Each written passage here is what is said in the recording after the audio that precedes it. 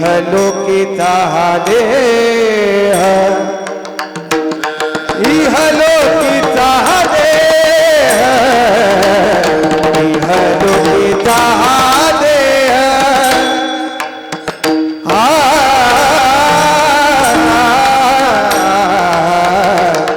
इहलोकीचा हा देह,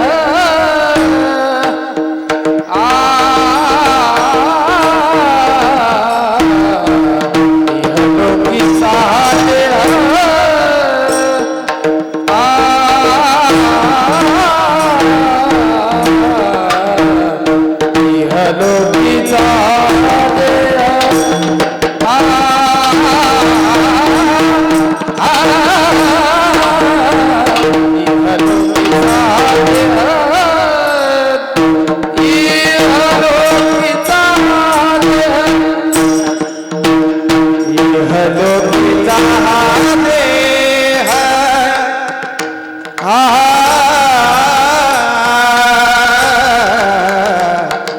इहलोकीचा देह,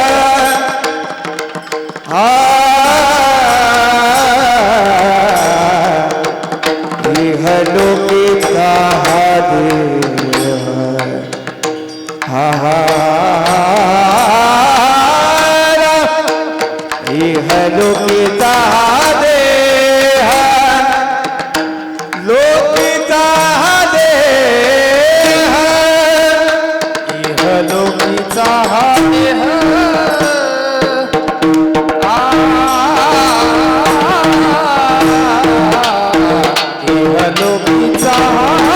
देह,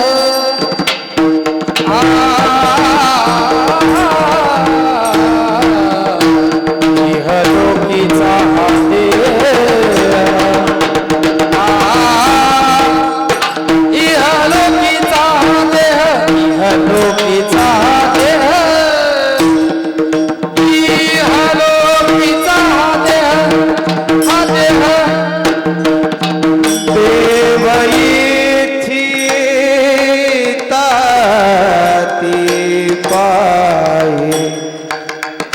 देव इथी ताती पाहे, धन्य आम्ही जन्मालो,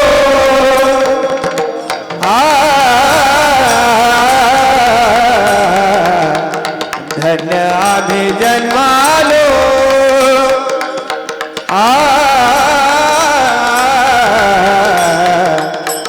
धन्य आम्ही जन्मालो, आम्ही जन्मालो,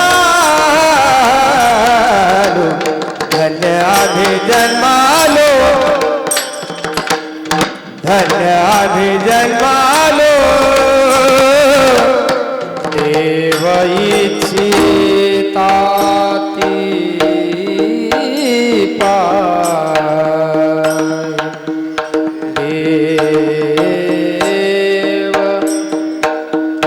इच्छिताती पाय, धन्य आम्ही जन्म आलो,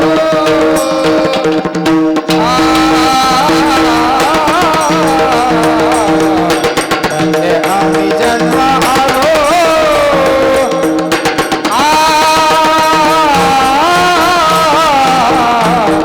धन्य आम्ही जन्म आलो, धन्य आम्ही जन्म आलो, धन्य आम्ही जन्म आलो, धन्य आम्ही जन्म आलो,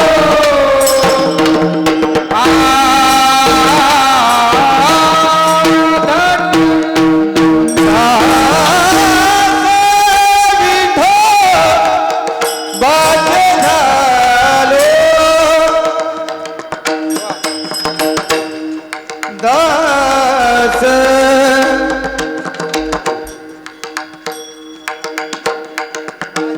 दास विठोबाचे झालो, दास विठोबाचे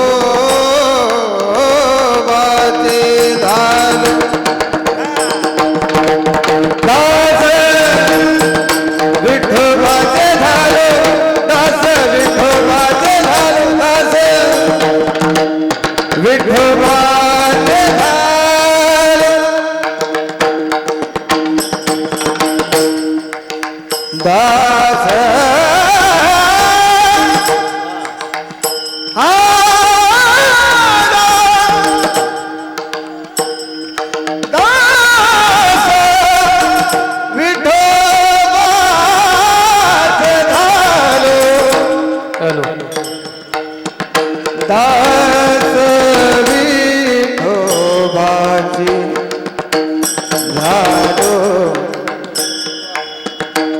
दास विठोबाचे झालो दास दास विठोबाचे झालो झालो दास विठोबाचे झालो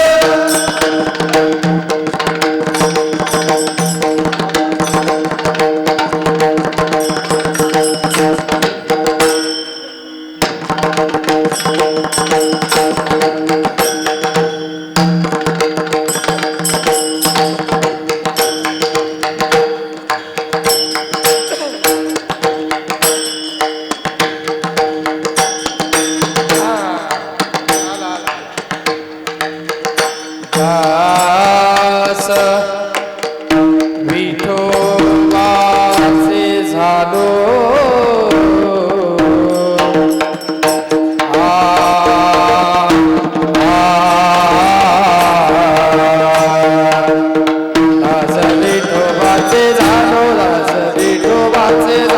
दास विठोबाचे झालो दास विठोबाचे झालो दास विठोबाचे झालो दास विठोबाचे झालो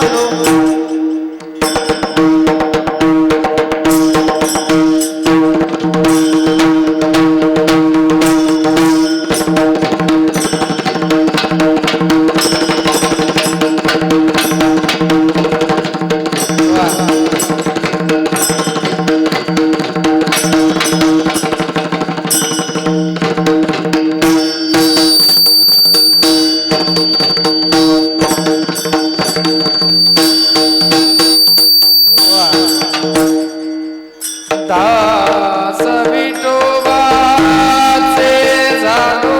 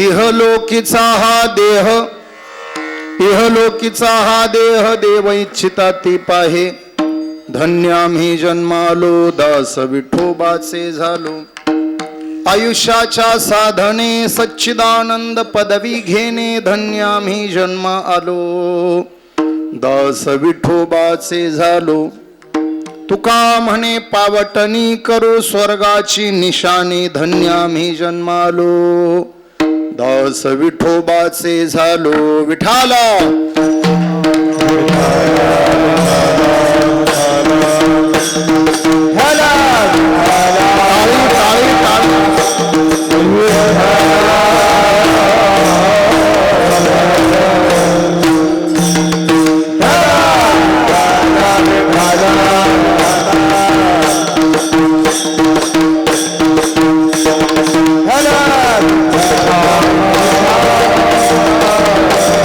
विठ्ठल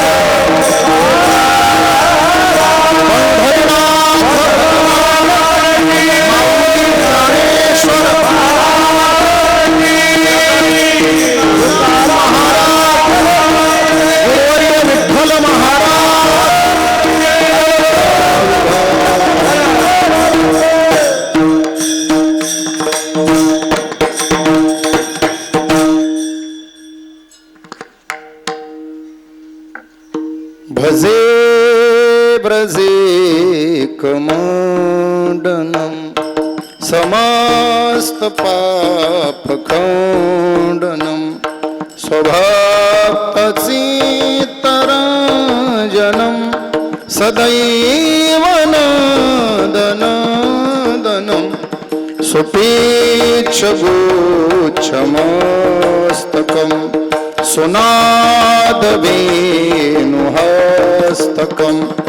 अनंगरंगसागरं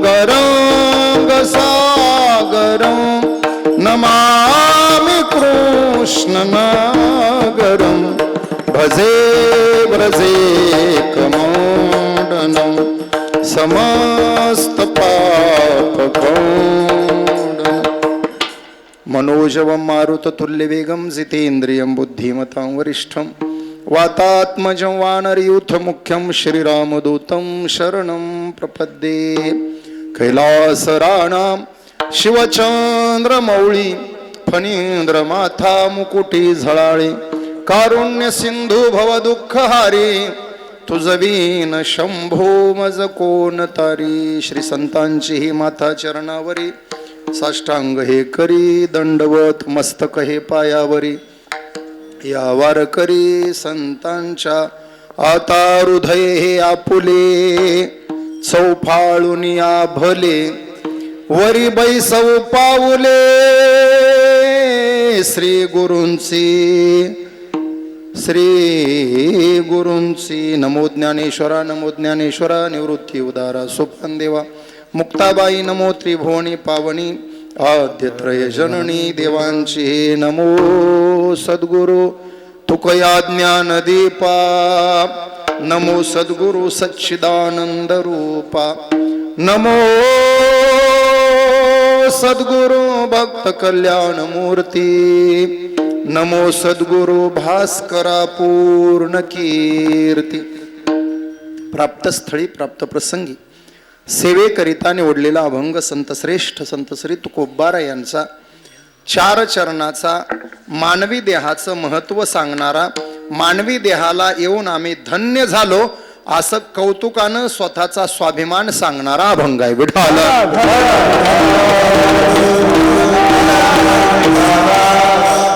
अभंगावरती विस्तारानं चिंतन करण्यापूर्वी महत्वाचा परिहार स्वानंद सुखनिवासी प्रातस्मरणीय गुरुवर्य विठ्ठल महाराज सांडोळकर अर्थात दादांच्या पुण्यतिथी उत्सवाचा हा भव्य सोहळ्याअंतर्गत आजची 4थ्या दिवसाची सेवा. तसं दादांना जाऊन 14 वर्षे होत आहेत, पण मध्ये कोरोना काळात 2 वर्ष आपला सप्ताह राहिला.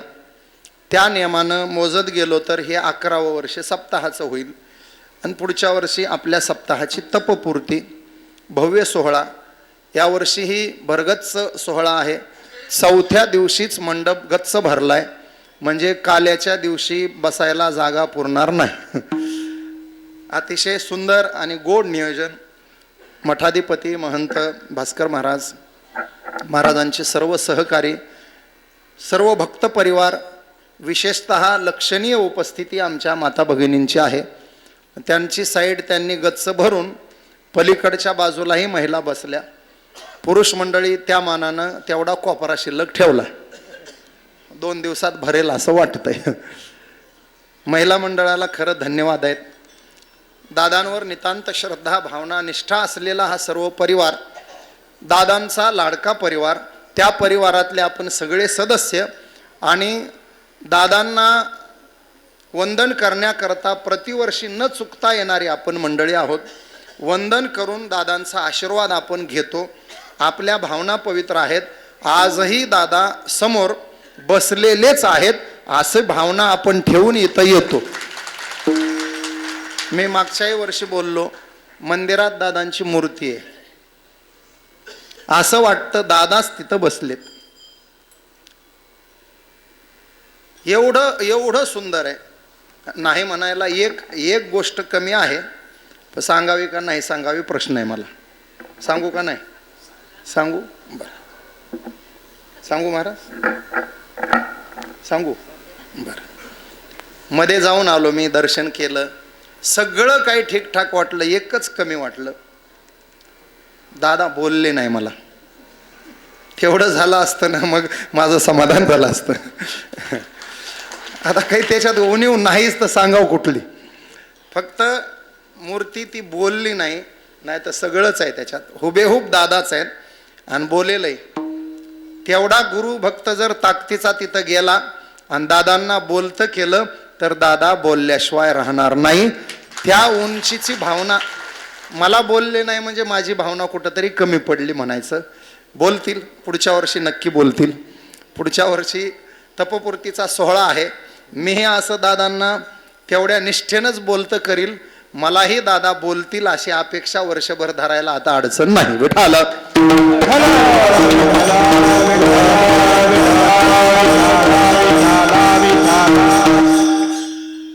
दादांच्या पवित्र दरबारात त्यांच्याच पुण्यतिथी उत्सवामध्ये आज 4थ्या दिवसाची सेवा.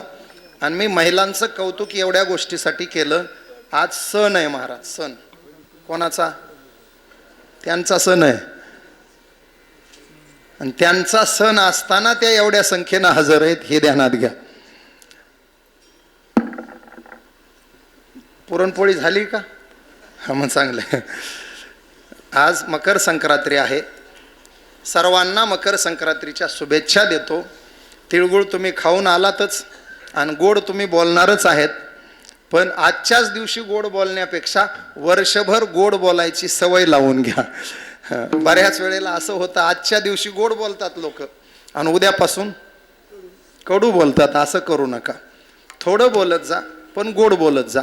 जास्त बोलत जाऊ नका आणि कडू तर बिलकुल बोलत जाऊ नका. थोडं बोलायचं, गोड बोलायचं आणि खरं बोलायचं. जास्त बोलायचं नाही, खोटं बोलायचं नाही आणि कडू बोलायचं नाही. आणि हा नियम तुम्ही जसा पाळता तसा आम्ही पाळला पाहिजे. अहो एक महाराज बोलायला लागले 12 वाजले तरी बोलायलाच लागले. बसलेल्यातलं एक जण उठलं, येड्या बाबडीचं 1.5 हात लाकूड काढलं आणि असं फिरू लागलं. फिरता फिरता तिकडं समोर गेलं. महाराज म्हणले लाकूडवाले खाली बसा. त्यानं म्हटला महाराज तुमचं चालू द्या, तुमचा माझा संबंध नाही. तुम्हाला ज्यानं कीर्तनाला बोलवलंय त्याला हाणल्याशिवाय राहायचं नाही. तो कुठं बसलाय बघू द्या. इतकंही जास्त बोलायचं नाही. विठाल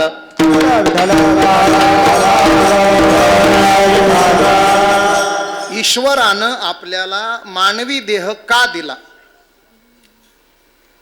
वर्षाकाठी एकदा तरी आपण एकांतात बसून विचार केला पाहिजे. भारताची लोकसंख्या 140 कोटी असताना देवानं आपल्याला जन्माला घातलं. म्हणजे लोकसंख्या वाढायला तर नक्की घातलेलं नाही. 140 कोटी झालेत माणसं. म्हणजे जन्माला का घातलं? खाण्यासाठी, झोपण्यासाठी, संसार करण्यासाठी, घर बांधण्यासाठी. हेच जर आपण केलं तर जनावरांना आपल्यात फरक काय राहिला? आहार, निद्रा, भय, मैथून सर्व यवनिसी समसमान. भूक लागल्यानंतर खायचं, गाई म्हशीला पण कळतं. झोप आल्यानंतर झोपायचं, गाढवांना पण कळतं. लेकरं जन्माला घालायचे, डुकरांना पण अक्कल आहे. उलट माणसाला तरी एका वेळेला एकच लेकरू, फार झालं तर काय म्हणायचं त्याला? आवळं जावळं, जुळं आहे.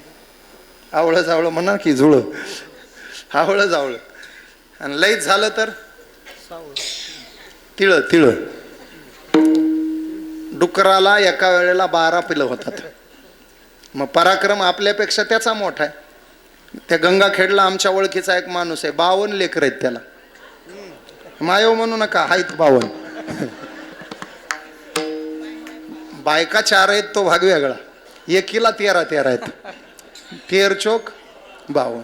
एका दमात त्याला 52 लेकराचे नावं सुद्धा आठवत नाही. त्याला म्हणलं जर 52 नावं घे म्हणलं तर घेशील का? तो म्हणला नाही. समोर आल्यावर कळतं हा अब्दुल आहे हा करीम आहे. तो चाचा आहे 52 वाला. लेकरं जन्माला घालायचे तर डुकरांना 12 होतात. काय पराक्रम केला आपण?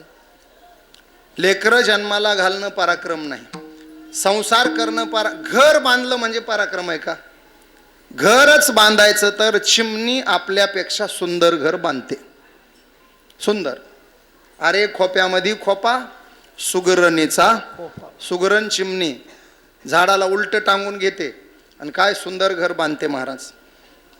महाराज घर बांधायला चिमणीची मदत पाहिजेच बघा. मग पंखावाले असू नाही तर पायावाले असू, घर कोण बांधतंय? चिमण्या. खर्च करतात चिमणे, बांधून घेतात चिमण्या. घरच बांधायचं तर चिमणी सुंदर बांधते. आपण मानवी देहाला येऊन जर त्याच गोष्टी केल्या तर आपल्यातून त्यांच्यात फरक राहणार नाही. विठाला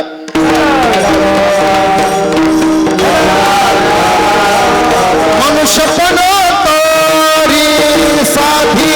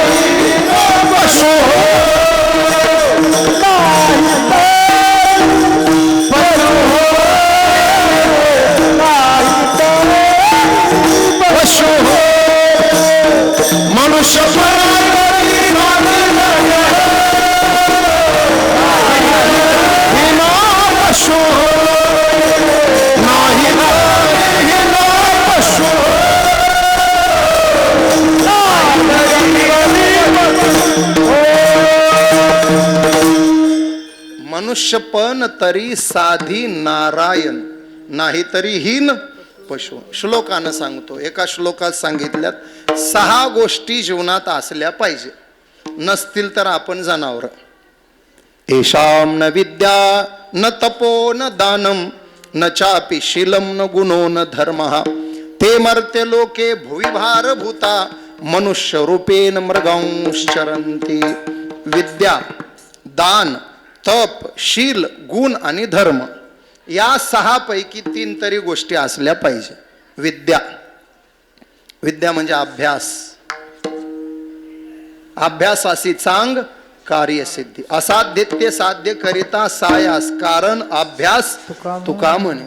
अभ्यास असला पाहिजे. मृदंग वाजवणं अभ्यासाचं काम आहे, गायन करणं अभ्यासाचं काम आहे, कीर्तन सांगणं अभ्यासाचं काम आहे. मला तुम्हाला सांगू का, कीर्तन ऐकायला सुद्धा अभ्यास असला पाहिजे. काय झालंय, तुमचा अभ्यास कमी झालाय म्हणून आमच्यात काही चोर घुसले.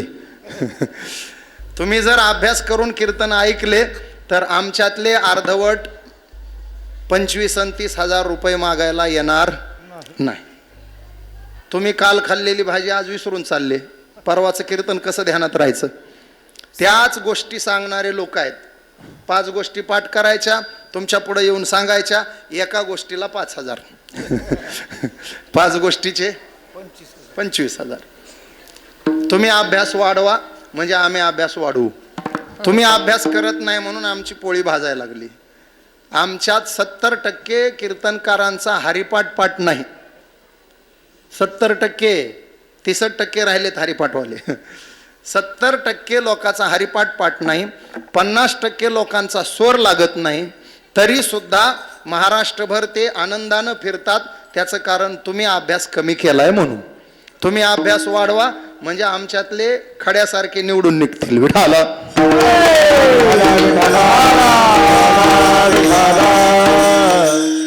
दान. ऐका महाराज, हाताला शोभा अंगठ्या घालण्यानं नाही. मी जरा थोडा वेळ मागं ठेवतो अंगठ्यावालं. हाताला शोभा कशा नाही? दान देण्यानं. हस्तस्य भूषणम दानम. हस्तो पवित्रो यदि दान पुण्यम, पादो पवित्रो यदि तीर्थयात्रा, कंठ पवित्रो यदि नामघोषो, हृदय पवित्रो यदि ब्रह्मनिष्ठा. आमच्या संतांनी पैसा कमवायला तुम्हाला अडवणूक केलेली नाही. जोडोनिया धन, फक्त मर्यादा एवढीच घातली, उत्तम व्यवहार. पण जोडल्यानंतर खाली अंडरलाईन करून ठेवा, उदास विचारे वेच. बघा, जी माणसं आता 25-50 लाखाच्या गाडीत बसून फिरतात, ती उगच फिरत नाही. विनाकारण त्यांच्या बाबतीत आपला जळफळाट करून घ्यायचा नाही. ते का फिरतात? कारण त्यांनी मागच्या जन्मामध्ये मंदिर बांधण्यासाठी सहकार्य केलेलं असतं. मंदिर दाने भुवन पालखी. जे लोक गाडीत फिरतात त्यांनी मंदिरं बांधलेत. पुढं ज्यांना गाडीत फिरायची इच्छा आहे त्यांनी आता मंदिरं बांधायला सहकार्य केलं पाहिजे. जी लोक आमदार, खासदार, मंत्री होतात त्या लोकांनी मागच्या जन्मात जमिनी दान दिलेल्या असतात. भूमिदाने लोक पाळू. तुम्हाला काय वाटतं, निवडणुकीला एकच उभा असतो का? 5, 10, 15 उमेदवार असतात. निवडून सगळेच येतात का? एक येतो, 14 पडतात. त्याचं कारण आहे, ज्याचं जमिनी दानाचं पुण्य जास्त भरलं तो निवडून आला, आणि ज्याचं पुण्य कमी पडलं तो पडलं. लोक म्हणतात निवडून आलेल्यानं लय पैसे वाटले, पडलेल्यानं काय मागायला आलं होतं का? तेही वाटीतच होतं. निवडून आलेलं चॅप्टर आहे म्हणतात लोक, पडलेलं काय येडं होतं काय? आणि येड्याला तिकीट देते काय पक्ष? पडलेलंही चॅप्टर होतं, निवडून आलेलंही चॅप्टर होतं. निवडून फक्त भूमिदानाच्या पुण्याईवर आलं. आता जी लोक सुंदर झाली आहेत, सौंदर्य ज्यांना मिळालंय, मागच्या जन्मात त्यांनी सोनं दान दिलंय. कनकदाने कांती निर्मळू. बघा बाबा, पुढं ज्याला निवडून यायचंय त्यांनी जमिनी दान द्या, आणि पुढं ज्याला सुंदर व्हायचंय त्यांनी सोनं दान द्या. तुम्ही म्हणाल द्या दान सगळं, पण कोणाला द्या?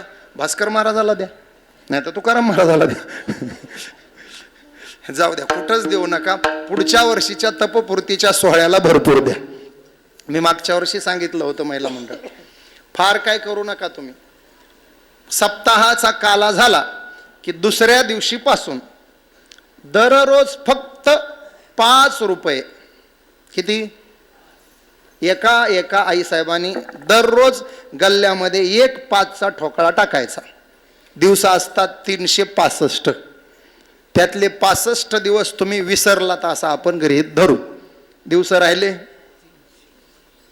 दररोज 5 रुपये 300 दिवस टाका. 3×5 15. 1,500 रुपये होते. बस, दुसरं काहीच करायचं नाही. दादांच्या तपपूर्ती सोहळ्यासाठी दररोज गल्ल्यामध्ये 5 रुपये टाकायचे, आणि पुढच्या वर्षी येताना तो गल्ला इथं घेऊन यायचा. एवढंच दान करायचं दादांच्या पुण्यतिथीला. टाळ्या वाजल्या म्हणजे एवढं होणार आहे म्हणा ना. तेवढं तुम्हाला काही जड नाही. 5 रुपये 5 साठी काही पॅन्टीच्या खिशात हात घालायची गरज नाही नवऱ्याच्या.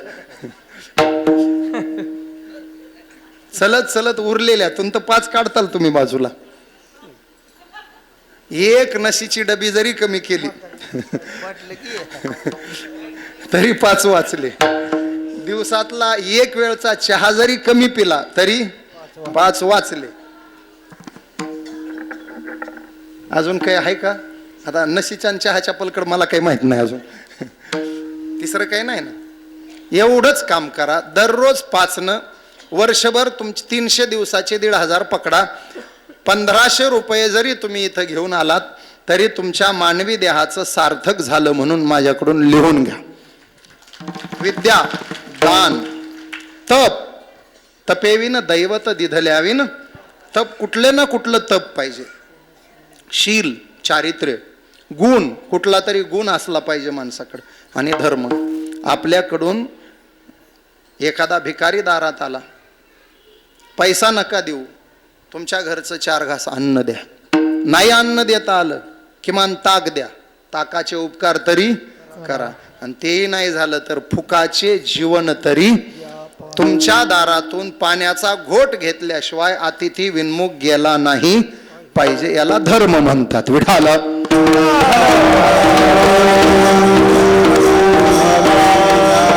6तले 3 तरी गुण आपल्याकडे असले पाहिजे. नसतील तर आपल्याला माणूस म्हणून घ्यायला लाज वाटली पाहिजे. नाही तरी काय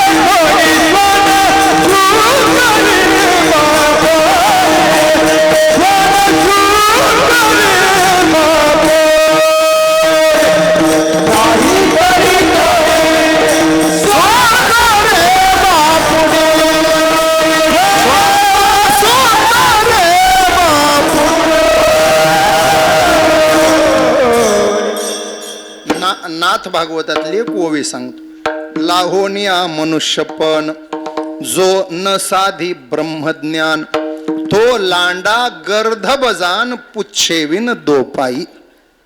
पूस नाही पायचारी मनुष्य परी कुतरी ती. ऐका, हा देह आपल्याला मिळालाय, देशासाठी वापरता आला पाहिजे, समाजासाठी वापरता आला पाहिजे आणि देवासाठी वापरता आला पाहिजे. देशासाठी जरी वापरला धन्य झाला, समाजासाठी वापरला धन्य झाला, देवासाठी वापरल्यास तर अभंगात मी येणारच आहे. विठाला विठाला बघा महाराज, हे गायक वादक आहे ना, हे इथं थांबून कोणीच नाही, एक दोघ जण थांबून असतील. हे सगळे गाडीवर प्रवास करून इथं येतात. दिलीप महाराज कुठून? परचंडा. जगदीश महाराज, पंडित महाराज तर गाडीतच आमच्या सोबत. महाराज लातूर, हे गायक महाराज आमचे अहमदपूर, शिरूर, हे शिरूर, ही सगळी मंडळी लांबून लांबून येतात महाराज. थंडी कसली आहे, गाडीवर येताना काना किती झोडपत असतील. ते कीर्तनात उभे तरी स्वेटर काढलं नाही त्यांनी, म्हणजे किती काकडले आहेत येताना बघा. मला यांचं कुतूहल आहे. गायक वादक आमची भजनी मंडळी सगळी हे चोपदार, नाराज होऊ नका, चांगलं नाचत नाचत गेले तुम्ही. सगळ्यांप्रती मला आदराची कुतूहलाची भावना आहे. कीर्तनकार लोकांचं तर विचारूच नका हो. आमचा प्रवास तुम्ही ऐकायचा फक्त. आज कुठं? लोणीला आश्रमामध्ये, उद्या सकाळी कुठं? संभाजीनगर, उद्या रात्री कुठं? ठाणे, आणि परवा भागवत सांगायला कुठं? कळमनुरी. आमचा प्रवास. लोक म्हणतात महाराज लय मजा आहे महाराजांची. माझ्या गाडीत फक्त 1 महिना फिरून दाखवा, मी 15,000 रुपये महिना देतो, दररोजचे 500 रुपये. 1 महिना गाडीतून उतरायचं नाही. कपडे 1 महिन्याचे सोबत घ्यायचे, म्हणजे तुम्हाला दर आठवड्याला धुवायला चान्स देतो कुठंतरी. 5-7 ड्रेस सोबत घ्यायचे आणि माझ्या गाडीत बसायचं. 30 दिवस बसायचं. मी 15,000 रुपये देतो, 500 रुपये पर डे. 7व्या दिवशी जर तुम्ही उतरून एसटी नाही पकडली तर नाव बदलून ठेवू. प्रवास म्हणजे सोपं आहे का आमचं? गायक वादकांप्रती मला आदर आहे. कीर्तनकार महाराज लोक महाराष्ट्रभर भ्रमंती करतात, त्यांच्याप्रती मला आदर आहे. ऐका, पण कीर्तनकार गायक वादकाप्रती जेवढा आदर वाटतो त्याच्यापेक्षा चौपट आदर मला देशाच्या सीमेवर लढणाऱ्या जवानांप्रती वाटतो. मला सांगा, वाटला पाहिजे का नाही वाटला पाहिजे? आपल्या प्रत्येकाला तो स्वाभिमान वाटला पाहिजे. एक गोड वाक्य सांगून जाईल महाराज. एक वेळ मंदिर दिसल्यावर हात नाही जोडले तरी चालतील, समोरून देशाचा जवान आल्यानंतर त्याला नमस्कार अथवा सॅल्यूट करायला विसरू नका, कारण त्याच्यामुळे आपण सुरक्षित असतो. तो तिथं उभा आहे म्हणून आपण कीर्तनात बसलोय, तो तिथं जागा राहतोय म्हणून आपण घरी झोपतोय, प्रसंगी तो उपाशी पोटी 4-4 दिवस काढतोय म्हणून आपण सुखाचे 4 घास खातोय. त्यानं बायका पोरांना घरी ठेवून सीमेवरती उभा राहतोय म्हणून आपण बायका पोरासोबत राहून संसार करू शकतोय. त्यानं मायबापाला सोडून तिथं गेलाय म्हणून आपण आपल्या मायबापाची सेवा करू शकतोय. काय भावना असतात महाराज. माझे काही मित्र आहेत, काही तरुण पिढीतले पोरं आहेत, मी त्यांचे संपर्क नंबर ठेवलेत माझ्याकडं. आवर्जून गावाकडं आलं तर त्यांना सांगतो मला फोन करत जा, मला भेटायला बोलवा, नाही तर तुम्ही भेटायला येत जा. सीमेवर असताना मी त्यांना व्हिडिओ कॉल करतो. फार डोळे भरून येतात त्यांचे. महाराज तुमचा फोन आला, बरं वाटलं म्हणतात. अर्धा तास बोलतात, व्हिडिओ कॉल करतात मला. आणि मीही प्रवासात मोकळा वेळ असला की मुद्दाम त्यांच्यासाठी वेळ काढतो. बघा तुम्ही, आता दिवाळीमध्ये फराळाला 4-5 जवान बोलवले होते. गप्पा निघाल्या आमच्या. त्यांना म्हटलं का रे बाबा कुठे आहे तुमच्या पोस्टिंग? 5ही जण म्हटले महाराज आम्ही सीमेवर आहेत. 2 जण म्हटले वाघा बॉर्डरला, 2 जण म्हटले चीनच्या बॉर्डरला, आणि 1 जण म्हटला श्रीनगर जम्मू पाकिस्तान बॉर्डरला. मी सहज विचारलं काय बाबा तिथं उभे असता तुम्ही, तुमच्या मनात नेमक्या भावना काय असतात? ते म्हटले महाराज आमच्याच नाही, तिथं जेवढे आम्ही जवान उभे असतो त्या प्रत्येकाच्या डोक्यात 2च भावना असतात. आई आठवत नाही, बाप आठवत नाही, बायको आठवत नाही, लेकरू आठवत नाही, गाव नाही, घर नाही, पैसा अडका जमीन जुमला काहीच डोक्यात नसतं. डोक्यात 2च भावना असतात. पहिली भावना मी जिवंत आहे तोपर्यंत तिरंगा फडकताना दिसला पाहिजे. आणि दुसरी भावना दुर्दैवानं माझा मृत्यू झालाच तर मी तिरंग्यात गुंडाळून गावाकडे गेलो पाहिजे. संपला विषय. 2च भावना. जगायचं ते तिरंगा फडकवण्यासाठी आणि मरायचं ते तिरंग्यात गुंडाळून गावाकडं जाण्यासाठी. तिसरी भावनाच नाही महाराज. हतोवा प्राप्सेसी स्वर्गम जितवावा भोक्षसे महिम. मरता मुक्त झाला मरता मुक्त झाला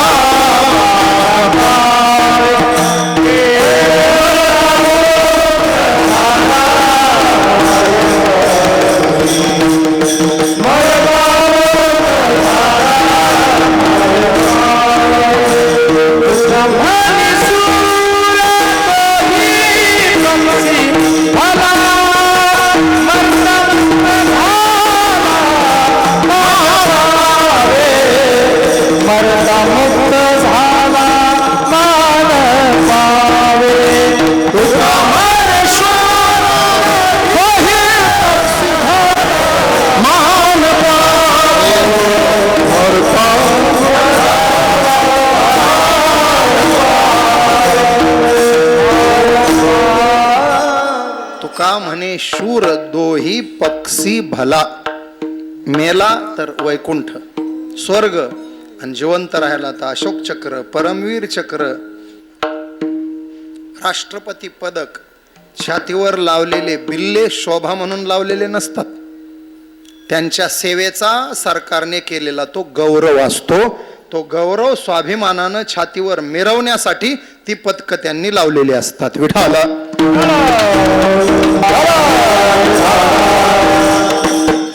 इतिहासापासून आजपर्यंतचा मुक्काम जिथं आहे तिथं शिवाजी महाराजांनी आलं पाहिजे. वर खलबत सुरू झाली. हुबेहूब शिवाजी महाराजांसारखाच दिसणारा एक पोरगा, तशीच दाढी, तशाच मिशा, तशीच देहयष्टी, तेवढीच उंची, देहबोली तशीच, चालणं तसंच. शिवा काशीद नावाचा न्हाव्याचा पोर महाराजांच्या पुढे गेला. सांगितलं राज मी हुबेहूब तुमच्यासारखा दिसतो ना? राजे म्हणाले हो. मग एक काम करू राज, उद्या सिद्धीच्या भेटीला तुमचा पोशाख घालून मी गेलो तर? टपकन पाणी आलं डोळ्यात महाराजांच्या. सांगितलं नाही शिवा, माझा वेश करून सिद्धीच्या भेटीला जाणं म्हणजे मरणाचं तिकीट खिशात ठेवल्यासारखं आहे. मला माझे हिरे गमवायचे नाही. तो म्हणाला राज तुम्ही जाऊन उपयोग नाही, कारण सिद्धी चिवट आहे आणि भेटगडाच्या पायथ्याला होणार आहे. मला जाऊ द्या, मला संधी द्या. नाही शिवा, तू गेल्यावर वाचून येण्याची शक्यता कमी आहे. त्यानं हात जोडून सांगितलं राज मरण माहीत नसतं तर प्रस्ताव ठेवला असता का? शिवा काशीद म्हणून 100 वर्ष जगण्यापेक्षा शिवाजी महाराज म्हणून एक दिवस जगता आलं तरी मला भरपूर झालं. राजे म्हणाले नाही बाबा, ही परवानगी मी देऊ शकत नाही. शेवटी सगळ्यांनीच, वकिलांनी तेच सांगितलं, सगळ्या आजूबाजूच्या सगळ्या सहकाऱ्यांनी तेच सांगितलं. बाजी म्हणाला, राज शिवाला तुमचा पोशाख करून चर्चेला जाऊ द्या, आपण 300 बांदल मावळे माझ्यासोबत घेऊन विशालगड जवळ करूया. शेवटी नाईलाजानं राजांनी होकार भरला. जायच्या दिवशी सकाळी शिवा राजांच्या समोर. महाराजांनी सांगितलं, शिवा सगळं जमलं पाहिजे बरं. शिवानं मिशावरून पालथी मूठ फिरवली आणि सांगितलं, राज गंधापासून बघा, हुबेहूब तुमच्यासारखं शिवगंध रेखाटलंय. राजाने कपाळाकडे पाहिलं, हुबेहूब महाराजांसारखा गंध लावून आलं होतं. महाराजांनी पोशाख काढला. शिवा ही विजार घाल, शिवा ही सलवार घाल, शिवा हा शेला गुंडाळ, शिवा ही म्यान केलेली तलवार शेल्यामध्ये खोवून घे. कानातले कुंडल, गळ्यातल्या माळा, सगळ्यात वर कवड्यांची माळ, सगळं काही आभूषणं दिली. आता डोक्यावरती जिरेटोप ठेवायचा आहे. शिवा छाती पुढं काढून पाहतोय. स्वतः शिवाजी महाराज जिरेटोप घेऊन उठले आणि स्वतःचा हात असा वर केला. शिवा गुडघे टेकून मुजरा करण्यासाठी बसावं तसा बसला आणि गुडघे टेकून बसलेल्या शिवाच्या डोक्यावर स्वतः शिवाजी महाराजानं राजमुकुट, तो जिरेटोप ठेवला. आणि जिरेटोप डोक्यावर आला तसं टप टप टप डोळ्यातून खाली पाणी वाहतंय. शिवरायांच्या पायाचा अभिषेक डोळ्यातल्या अश्रूंनी केला शिवानं. मिशावरून पालथी मूठ फिरवली आणि सांगितलं, राज झालं या देहाचं सोनं. शिवा काशीद म्हणून 100 वर्ष जगलो असतो तरी एवढा रुबाब मिळाला नसता. शिवाजी महाराज म्हणून 1 तास जगायला मिळालं तरी या जीवनाचं कल्याण आणि सोनं झालं. येतो राज म्हणून शिवा निघणार. राजे म्हणाले, थांब शिवा, सोंग करायचं तर सगळंच जमलं पाहिजे. पायात जोडे नाही घातले शिवा. शिवाजी राजे जाणार आहेत सिद्धीच्या भेटीला, ते अनवाणी पायानं जात नसतात. आणि जोड्यांकडे राजांनी पाहिलं तसं शिवाने हात केले. राज थांबा. मुकुट डोक्यावर ठेवला. इतक्यात भरपूर पावलो आम्ही, भरून पावलो. पळत मोजड्यांकडे गेला. मोजड्या उचलल्या, 3 वेळा मस्तकाला लावल्या आणि भरल्या आवाजात बोलला, राज ज्या मोजड्यांवर दिवसात 3 वेळा डोकं ठेवावं त्या मोजड्या आज पायात घालायला मिळतात. यापेक्षा जीवनाचं भलं ते काय झालं पाहिजे. झालं माझं जीवनाचं कल्याण. शिवा निघाला, गेला. मला शिवा काशीद नाही सांगायचा, पुढं सांगायचंय. महाराज निवडक मावळ्यांना घेऊन गड उतरून खाली आले. पालखीत बसून भोयांनी खाली पर्यंत आणलं. पाहतात समोर 25 फुटाचा अग्नी. काही मावळे झाडं तोडायला लागले. ओली झाडं त्याच्यात टाकून त्या झाडाच्या लाकडावरून पलीकडे जाता यावं. पण महाराजांना तेवढा वेळ नव्हता. भोयांना सांगितलं, तुम्ही काही करून पलीकडे जा, मी माझा येतो. भोई त्यांची शक्कल लढवू लागले, काय करता येईल, काय करता येईल. बरं, खड्डा किती खोल आहे अंदाज नव्हता. हे अचानक समोर उभं राहिलेलं संकट होतं. राजे म्हटले, काय व्हायचं ते हो, आगीतून चालत जाऊ. पायात मोजड्या पण नव्हत्या राजांच्या. गडावर अचानक आलेले 1 जोड्यांचा जोड होता, तो शिवाच्या पायात गेला होता. अनवाणी पायानं त्याच्यातून जायचं. आगीत पाय टाकणार एवढ्यात एक 22 वर्षाचं पोर गुडघे टेकून खाली बसलं आणि राजाच्या पायाखाली हात ठेवला. राज क्षणभर माग व्हा. राजे माग सरकले. कोण? तो उठून उभा राहिला. महाराज आपल्याच सैन्यातला आहे, सिद्धनाथ नाव आहे. कोण? बांदल? नाही. मराठा? नाही. मग सिद्धनाथ महार आहे. दलिताचं पोर होतं महाराज. बर, कधी भरती झाला सैन्यात? 6 महिने झाले. राज बाप सेवा करतोय बाजीच्या संगतीमध्ये. बापानं आणलं, बाजीच्या हवाली केलं, त्यांच्याच तुकडीमध्ये आहे. अरे हो, मग करायचं काय? पलीकडे तर जावं लागेल ना. तो म्हटला, राजा जायचंय. राज पलीकडे जायचंय, पण पाय शिवाजी राजांचे वापरायचे नाही, पाय सिद्धनाथाचे वापरायचे. माझ्या पायानं जायचंय. राजे म्हणाले नको रे, वर शिवा संकटात घालून आलोय, खाली तुझ्यासारखा तरणा बाण पोरगा संकटात घालायचा, आग आहे ती. माझे पाय भाजतील आणि तुझे नाही का भाजणार. 22 वर्षाचं पोरग छाती पुढं काढून उभं राहिलं आणि सांगितलं राज, पाय तुमचेही भाजणार आहेत आणि पाय माझेही भाजणार आहेत, फक्त फरक सांगतो ऐका. तुमच्या पायाला नाही केसाला सुद्धा धक्का लागला नाही पाहिजे. त्याचं कारण माझ्यासारखे लाख मेले तरी चालतील, तुमच्यासारखा लाखांचा पोशिंदा जिवंत राहिला पाहिजे. राजे काही बोलायच्या आत दोन्ही पायाच्या मध्ये घुसलं, राजांना उचललं आणि राम लक्ष्मणाला खांद्यावर घेऊन हनुमानानं उडी टाकावी तशी धाडकन आगीत उडी टाकली. जशी उडी टाकली तसा गुडघ्या इतका पायमध्ये आगीचा लोळ कपड्यांना लागला, छातीपर्यंत तोंडापर्यंत आग, सर्वांग भाजायला लागलं. कसलाच विचार न करता झप झप झप झप झप 17 पावलामध्ये 25 फुटाचं अंतर कापलं, पलीकडे उडी टाकली, राजांना खाली उतरवलं. सांगितलं राज, भोई झाडावरनं पोहोचलेत, तुम्ही पालखीत बसा. राजे म्हणाले मी नाही, आपण पालखीत बसू. तो म्हणाला नाही राज, वरून खाली भोई आलेत, थकलेत, विशाळगडापर्यंत तुम्हाला न्यायचंय, भोई 2 माणसाचं ओझं वागवू शकणार नाही, तुम्ही पुढे व्हा, मी माझं पाहून घेईल. राजे म्हणाले अरे पण तुझी अवस्था, माझा विचार नका करू राज, तुम्हाला सांगितलं ना, लाख मेले तरी चालतील, लाखांचा पोशिंदा जगला पाहिजे. राजे म्हटले तुला असं सोडून नाही जाणार. राज आण आहे तुम्हाला तुळजाभवानीची, राज आण आहे तुम्हाला जिजाऊ मासाहेबांची, तुम्ही जा, वेळ फार कमी आहे, शत्रू कधी येईल. राजांचा हातातून हात सोडवला, तोपर्यंत बाजी आले, राजांना पालखीत बसवलं, पालखी निघून गेली. हा दोन्ही हातात 2 तलवारी घेऊन उभा राहिला. तोपर्यंत सिद्धीचा जावई 3000ची फौज घेऊन आणि तेवढ्या भाजलेल्या अंगानं पहिल्या अर्ध्या तासामध्ये 25-30 शत्रू सैनिकांना कंठ स्नान घातलं आणि कुठून तरी एक दुरून आलेला भाला छातीत घुसला, सिद्धनाथ धारातीर्थी पडला. घोडखिंडीची पावनखिंड झाली आपल्याला माहित आहे. राजे विशाळगडावर पोहोचले. गुप्तहेरामार्फत राजांनी पहिली बातमी काढली ती सिद्धनाथाची. टप टप टप राजे रडले, धरणी मातेला हात जोडून प्रार्थना केली. राजाने धरणी माय, माझ्या किती तरुणांच्या धारोष्ण रक्ताचा अभिषेक तुझ्यावरती केला म्हणजे तू प्रसन्न होणार आहे, किती जणांना गाडून घेणार आहे ह्या जमिनीमध्ये, तेव्हा आमचं स्वराज्य उभं राहणार आहे.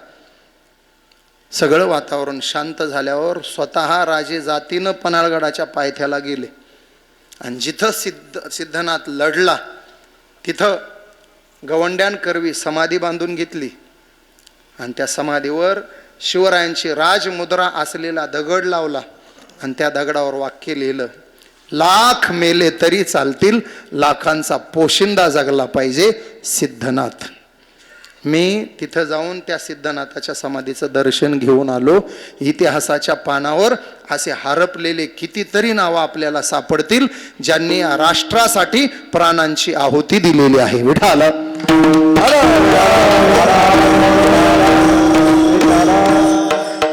ध्वजाच्या रक्षणासाठी ही लोक लढत असतात. पाहे ध्वजेचे चिरगोट, ध्वजेचे चिरगोट,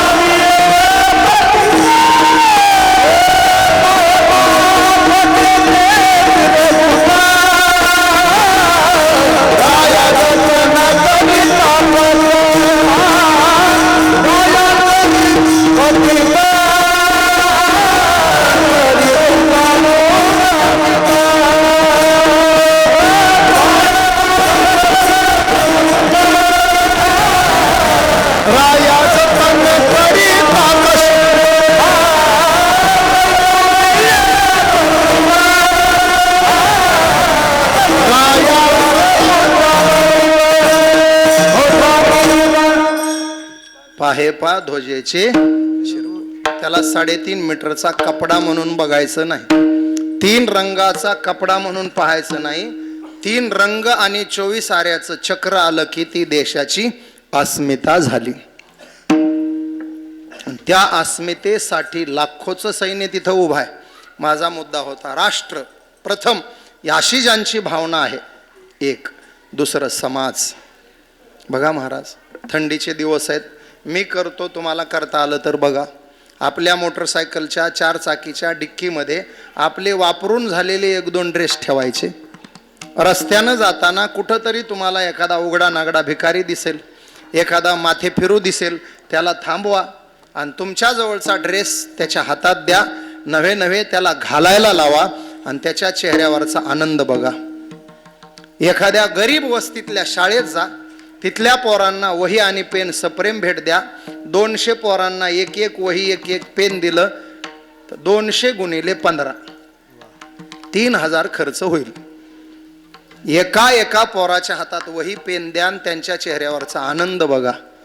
त्या पोराच्या हातातला वही पेन पाहून त्याच्या चेहऱ्यावर झालेला आनंद बघा. पंढरपुरात जाऊन पांडुरंगाचं दर्शन घेतल्यावर तुम्हाला जो आनंद मिळतो, तो आनंद त्या पोराच्या चेहऱ्याकडे पाहिल्यावर मिळाल्याशिवाय राहणार नाही. घेऊन बघा. कधीतरी वृद्धाश्रमात जा आणि तिथं पोरांनी एकटं टाकलेल्या मायबापांना, त्या म्हातारीला भेटून एखादा लाडू करंजी त्यांच्या हातात देऊन बघा. मी पदरच बोलत नाही.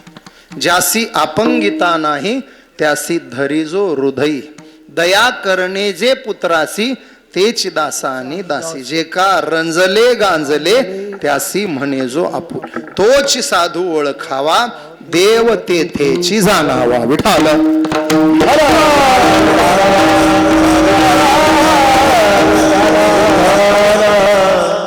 खूप करता येण्यासारखं समाजासाठी आपण करता आलं पाहिजे. मी एकट्यानं प्रगती केली काय नवलय, माझ्यासोबत 4 जणांनी प्रगती केली खरं नवल. मी मोठा होत असताना इतर 4 जणांना सोबत घेऊन मोठा झालो पाहिजे. हे ज्याला कळलं त्याला सामाजिक भान आहे असं म्हणायचं. सामाजिक जाणीव ज्याला आहे त्याचा देह. एक गोड वाक्य सांगतो, जगता आलं देशासाठी जगावं, जगता आलं समाजासाठी जगावं आणि जगता आलं तर देवासाठी जगावं. आणि ज्याला देश देव समाजासाठी जगता येत नाही त्यानं दुपारी 12 वाजता म्हणा फाशी घेऊन मरावं. तसं मरण गेलं तर फाशी घेऊन मरता नाही आलं तर औषध पिऊन मरावं. औषध पिऊन नाही आलं तर गळ्यात दगड बांधून विहिरीत तळ्यात उडी टाकून मर. खायला काळ आणि भुईला भार असण्यात काही मजा नाही. कुठं गेलता कुठंच नाही, काय केलं काहीच नाही, काय आणलं काहीच नाही. खाया पिया सुखसे सोया नाहक जमाना, जन्मा आली वाया गेली भक्ती नाही केली, माझे माझे म्हणून या कुंतु कुंतु मी. गोड दृष्टांतातून सांगतो, एकदा भजन करा. विठाला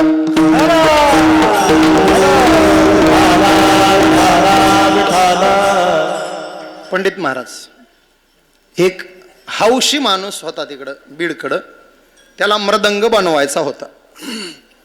चांगल्यात चांगलं लाकूड कोणतं? हा, सागाच काय चौकट बनवायची का? मृदंगाला सागाचं नसते. मृदंगाला कोण? शिसम. सागाचं चौकटीला. एक आठवलं म्हणून बोलूनच जातो आता. महाराज आपल्या महाराष्ट्राचं 2 प्रकारचं भाग्य तुम्हाला आज सांगतो. मला अगोदर तुम्ही सांगा, 22 जानेवारीला आपल्या देशात काय होणार आहे? शाबास शाबास शाबास, बस धन्यवाद. आता ऐकून ठेवा. 22 जानेवारीला देशामध्ये राम मंदिराचा उद्घाटन सोहळा होणार आहे. तो सोहळा अयोध्येत होणार आहे. पण ध्यानात ठेवा, अयोध्येत जसा सोहळा होणार आहे तसा गावागावात आणि घराघरात सोहळा साजरा झाला पाहिजे. महिला मंडळ सोहळा कसा साजरा करायचा? सकाळी पहाटे उठायचं 22ला, दारामध्ये सडा टाकायचा, रांगोळी काढायची, नवऱ्याला उठवायचं. म्हणजे तुमचं सडा आणि रांगोळी झाल्यावर काकडा म्हणायचा, उठा पांडुरंगा प्रभात समयो पाथला. नवऱ्याला उठवायचं, त्यांना आंघोळ करायला लावायची आणि गुढीपाडव्याच्या दिवशी जशी दारात गुढी उभी करता तशी त्या दिवशी नवऱ्याला गुढी उभी करायला लावायची. करणार नाही एवढं? गुढीपाडव्याच्या दिवशी छोटी उभी करा, मोठी उभी करा चालेल, पण 22 जानेवारीला प्रत्येकाच्या दारात गुढी दिसली पाहिजे. कारण आपला 5000 वर्षानंतर प्रभू रामचंद्र त्यांच्या घरी परत येत आहेत, तेव्हा तो आनंद सोहळा आपण सगळ्यांनी साजरा केलाच पाहिजे. गुढी उभी करा, गोडाधोडाचं जेवण करा, गावातल्या मंदिरामध्ये भजन कीर्तन होणार असेल तर उपस्थित राहा, आनंद घ्या. आमचं तर काय कथेलाच आहेत, आमच्या पुढं 15,000 लोक राहणार आहेत. 17 पासून ते 23 पर्यंत कथा आहे कळमनुरी तालुक्यात नांदापूर म्हणून. त्यामुळं 22 जानेवारीला आम्ही 15,000 लोकांना घेऊन राम मंदिराच्या लोकार्पणाचा उत्सवाचा सोहळा करणार आहे. त्या बाबतीत 2 गोष्टी सांगतो. हे बाई सागाचं म्हणल्या म्हणून आठवलं मला. चांगलं केलं सागाचं म्हणलात, मला काम दिलं. बरं, 2 गोष्टीसाठी आपलं महाराष्ट्र भाग्यवान आहे. सांगतो तुम्हाला. राम मंदिर न्यासाला जी समिती स्थापन केली, त्या समितीमध्ये खजिनदार म्हणून ज्या व्यक्तीची नेमणूक झाली, खजिनदार माहित आहे ना कोण असतो?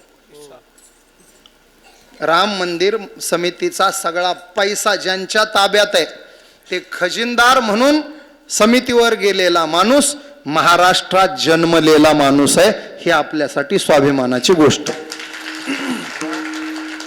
गोविंद देव गिरीजी महाराज अर्थात किशोरजी व्यास हे राम मंदिर न्यासाचे खजिनदार आहेत.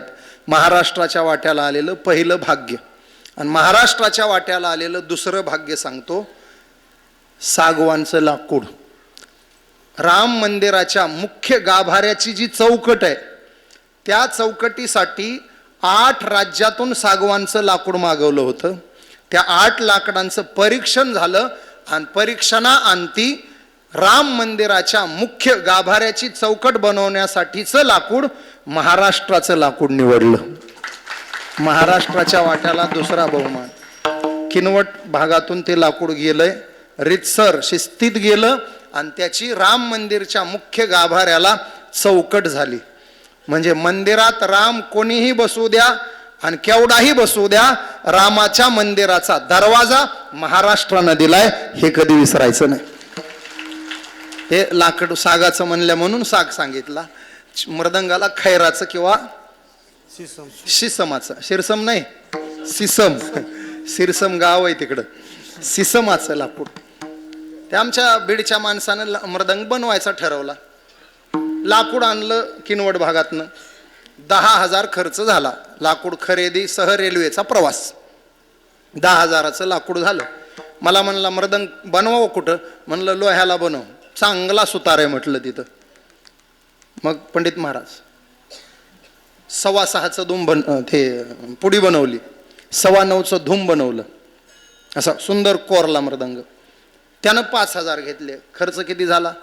15,000. मग ते गजरा, पुडीचा गजरा, धूमपान पुडी, हे कुठं बनवायचं? म्हणलं माजलगावला बनव, चांगला माणूस आहे. त्याच्याकडे बनवलं. त्यानं घेतले 15,000. किती झाले? 30. वादीला लागले 10,000. किती झाले? 40.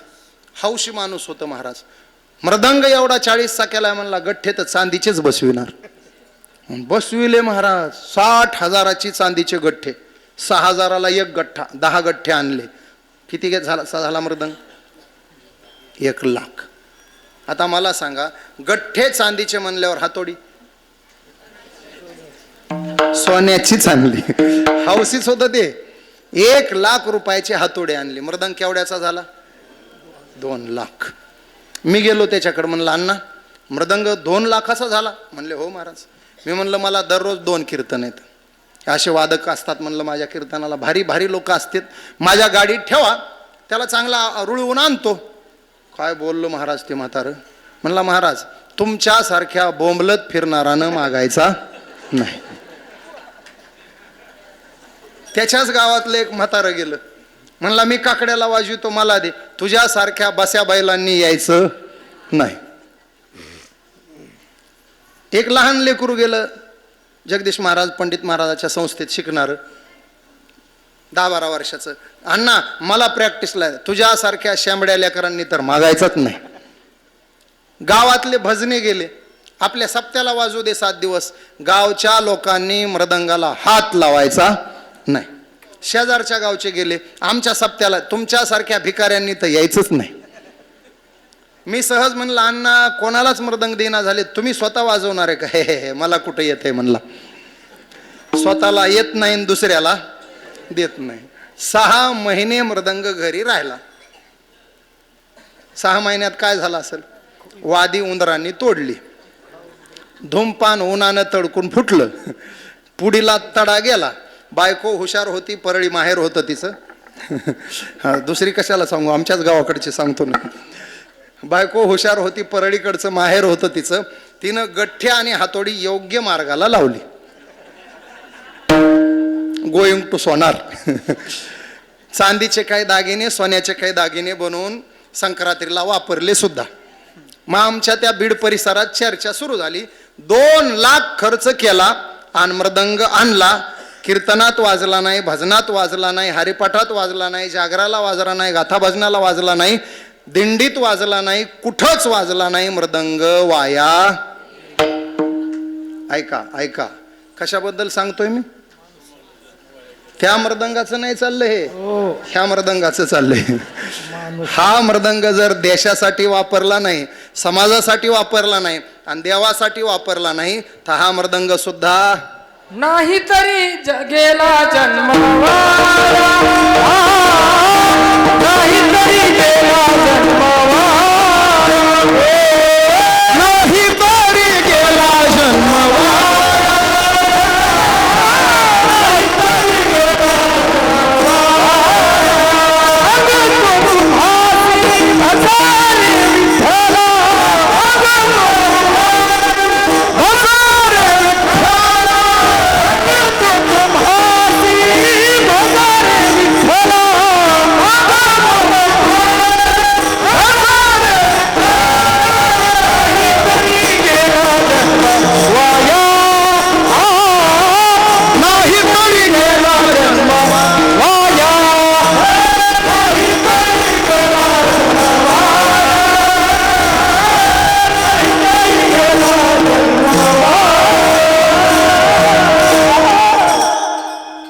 जाऊ द्या, देशाचं थोडा वेळ राहू द्या, समाजाचं थोडा वेळ राहू द्या, किमान देवाला तरी ध्यानात ठेवा. जेने हा जीव दिला, दिले इंद्रिय हात पाय कान, डोळे मुख बोलाया वचन, औट हात का मानव देह अल्लाने तुझे दिया. सगळं गेलं, विसरलं. देवे दिला देह भजना. सोपं विचारतो पुरुष मंडळी, नामदेवरायाच्या हातानं देव जेवला, मान्य आहे सगळ्यांना? नाम्या सवे जेवी नोहे संक. नैवेद्य हातीचा मूर्ती, नामदेवा हाती दूध प्याला. जेव्हा नामदेवरायांनी देवाला जीव घातलं तेव्हा नामदेवरायाचं वय होतं 6. किती वय वर्ष? वय वर्ष 6 असताना नामदेवरायांनी देव जीव घातला. हे आम्ही सांगतो, तुम्ही ऐकता. आपला 6वर 0 पडला तरी आपल्या हातानं जेवतोय का? 6वर दुसरा 6 लागला तरी जेवतोय का? मग आपला घोटाळा कुठे बघा, आपला घोटाळा कुठे सांगतो. आपण तो जेवतो या भावनेनं मंदिरात जातच नाही. महिला मंडळ तुमच्याकडे आलं की आज सण होता ना, घराघरात सण होता ना, आज पुरणपोळ्या केल्या असतील ना, सगळ्या देवाला एक एक पुरणपोळी दिली असेल ना. ते बारक्या पोळ्या काय म्हणतात त्याला? निवद. बर का हो, मोठी पोळी पाठवली तर मारुतीचं पोट दुखणार आहे का? एवढाला निवद. बर, निवद पाठवले, प्रत्येक निवदावर एक भजा ठेवला असेल ना. वनवास. एकच भजा टुकरून 13 निवदाला पुरला आणि उरलेला अर्धा भजा घेऊन पप्या गावभर फिरला.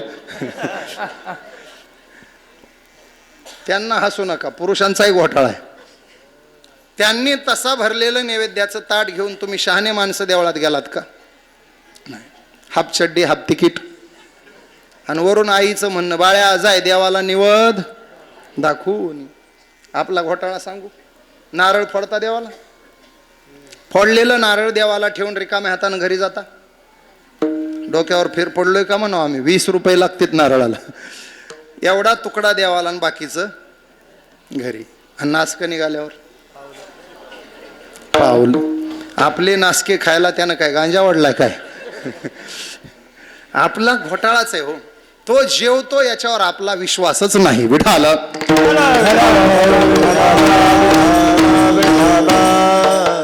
अच्युत केशव कृष्ण दामोदर राम नारायणं जानकी वल्लभ अच्युत केशव कृष्ण दामोदर राम नारायणं जानकी वल्लभ.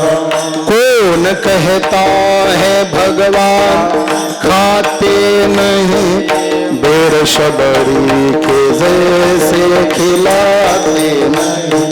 कौन कहता है भगवान सोते नहीं, माँ यशोदा के जैसे सुलाते नहीं.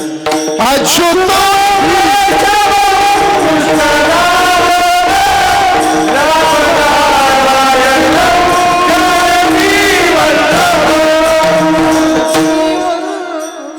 कोण म्हणतं तो जेवत नाही. आम्ही त्याला शबरीसारखी बोरं देत नाही. गोड 2-4 वाक्य सांगतो. तुम्ही शबरी बनून बोरं घेऊन बसा, तो राम बनून आला म्हणून समजा. तुम्ही द्रौपदी व्हा, तो साड्या घेऊन आलाच म्हणून समजा.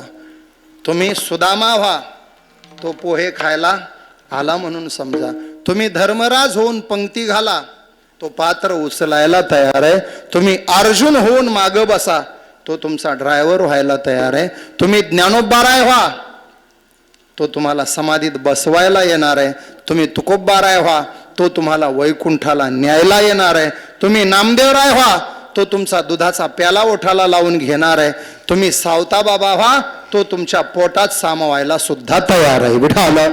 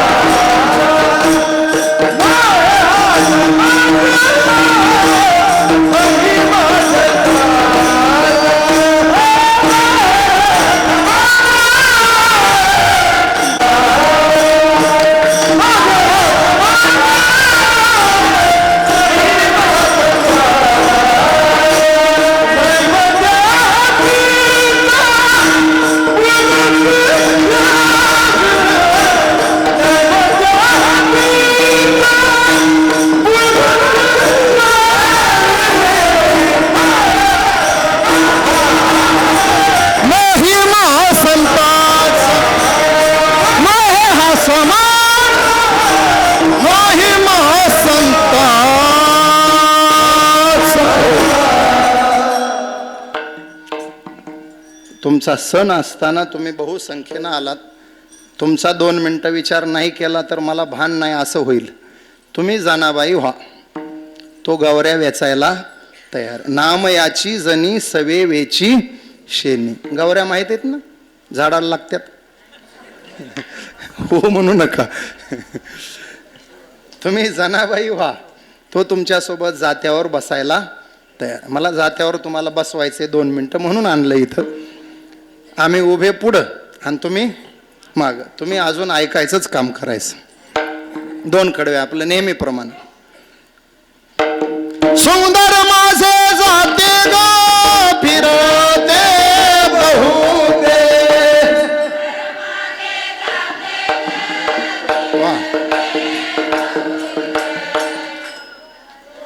थांबा थांबा थांबा. काय झालंय, तुम्ही एवढ्याच म्हणाल्यात, ते काय जेवायला आल्यात का? का पुढच्या वर्षी म्हणणार आहेत? तिकडून आवाज कमी येतोय, तिकडून कमी येतोय. सगळ्याचा एक आवाज आला पाहिजे.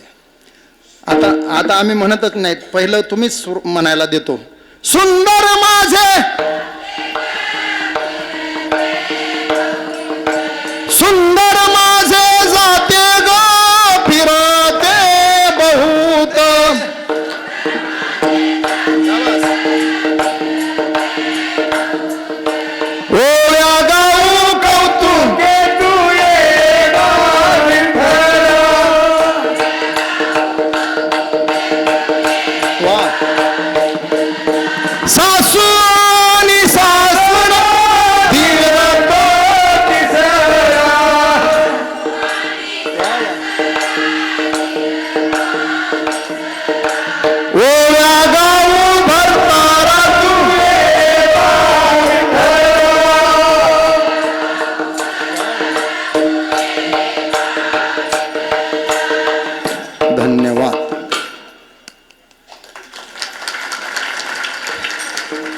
टाळ्या वाजवून स्वागत तर करा त्यांचं. आता तुमची बारी. मी लाईटीची वाट बघू लागलो पण तिचं काही खरं दिसेना. आम्ही पुढं, तुम्ही माग. आईसाहेब तुमच्या माग.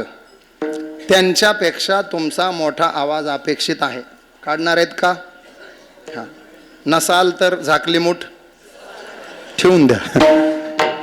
काढणार आहेत? बर. किती आरडले तरी तुमच्यापेक्षा वर आवाज गेला नाही पाहिजे. हा, ध्यानात ठेवा. कभी राम बन के कभी श्याम बन के चले आना प्रभु जी चले आना. कभी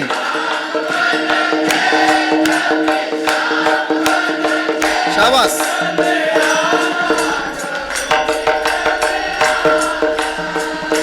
कभी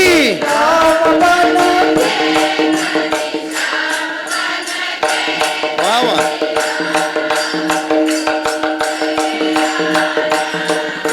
तुम राम रूप में आना.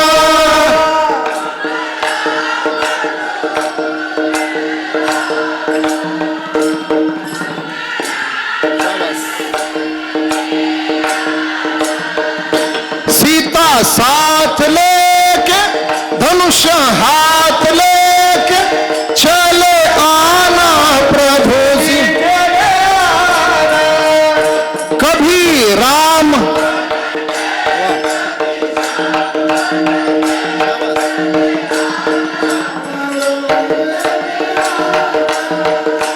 कभी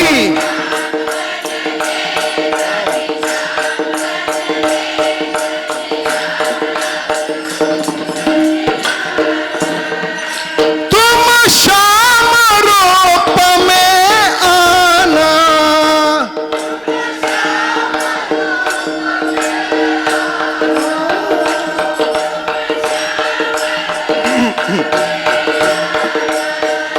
राधा साथ लेके बंसी हाथ लेके चले आना प्रभु जी. कभी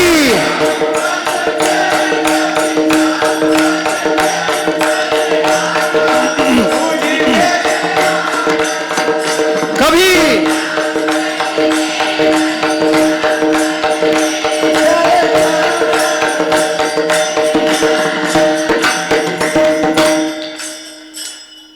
तुम्ही टाळ्या वाजवा. निकाल मी देऊ शकत नाही, इतकं छान झालंय. एकदम दोन्ही बाजूनं परफेक्ट झालं. मोठा आवाज काढला बाबा, धन्यवाद.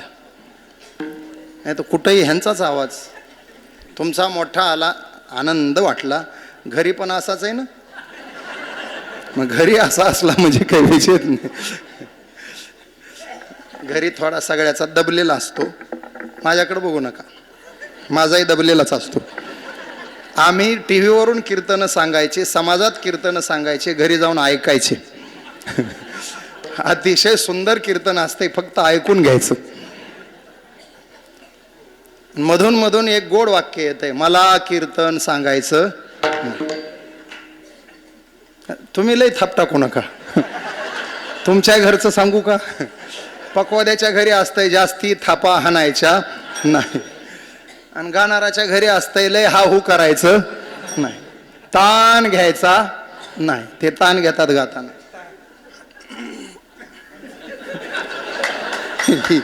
यांच्या घरी तसंच आहे ना. चौबदाराच्या घरी असतंय नीट उभा राहायचं. विनेकरी राहिला का? विनेकऱ्याच्या घरी असते तन करायचं नाही. स्पीकरवाल्याच सांगू का? आवाज आवाज नीट ठेवायचा. कॅमेरावाल्याच सांगू, डोळाच फोडणार आहे. बोलू देत नाहीत बाय. तुम्ही म्हणाल हे उभ्याचं झालं, बसलेल्यातलं एक एक सांगतो. शिक्षक असतील तर लय गोड, मला शिकवायचं नाही, लेकरं शिकवा. शिक्षकांचा विषयवार सांगतो. गणिताचे शिक्षक असतील तर तुमचे सगळे सूत्र मला माहित आहे. विज्ञानाच्या असतील तर फालतू प्रयोग घरात करायचे नाही. इतिहासवाल्याचं तर लय अवघड. घरात गोष्टी सांगायच्या नाही. इंग्रजीवाल्याचं घरात मराठी बोल, इंग्रजी नाही. पाणी म्हणायचं, वाटर म्हणाल तर तांब्या फेकून आणीन. हिंदीवाल्याचं तर लय अवघड आहे महाराज. त्यानं तोंड उघडायला उशीर बायको म्हणते चुप राहणे का.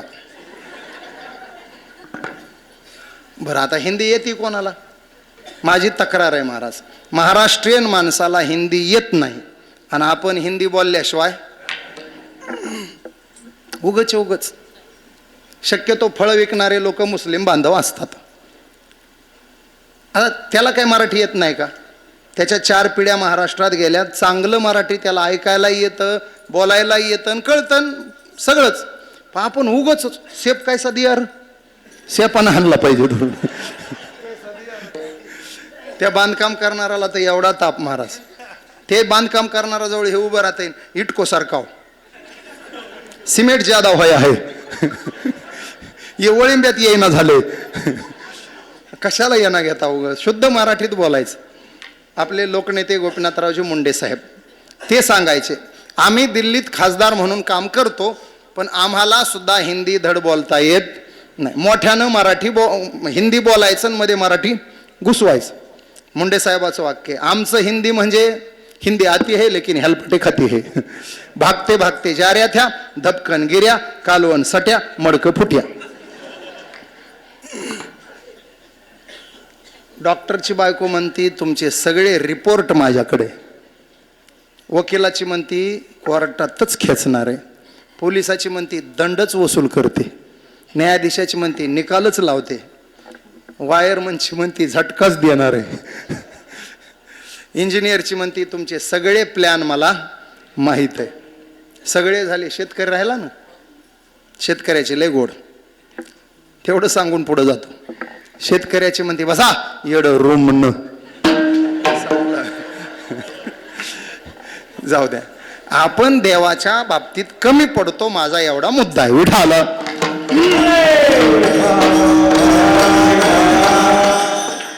तुमचा नैवेद्य सांगितला, तुमचं नारळ सांगितलं, आमचंही काहीतरी सांगावं लागेल ना महाराज. आमचीही कीर्तनं जर त्या उंचीची झाली असती तर रंग भरे कीर्तनात प्रेमे हरिदास तेथे असे. आम्ही सुद्धा कुठंतरी कमीच पडतोय. आम्ही सुद्धा दर्जाहीन कीर्तन करतोय. म्हणून देव कीर्तनाच्या टायमात आमच्या कीर्तनात न येता नांगरटीला जाऊन बसतोय. ह्याचं कीर्तन संपू द्या मग गावात जाऊ. आणि त्यातले त्यात बघा, ज्याला असं देवासमोर उभा राहून कीर्तन करायला मिळतंय ते नशीबवानच. काही कीर्तनकार ह्या बाबतीत लय पालथ्या नशिबाचे. त्याचं कीर्तन मंदिरात होतच नाही, त्याचं कीर्तन गावाच्या बाहेर. का देवानं सांगितलंय ह्याला मंदिरात येऊ देऊ नका. विठाला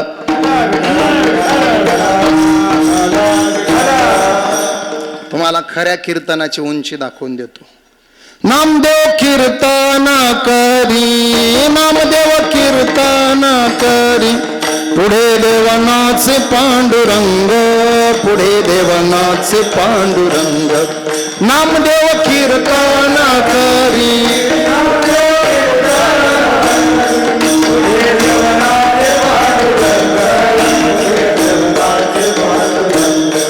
नामदेव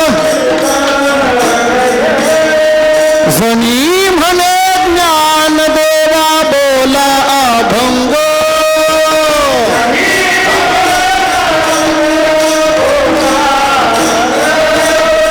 अभंग बोलता रंग कीर्तनी भरला.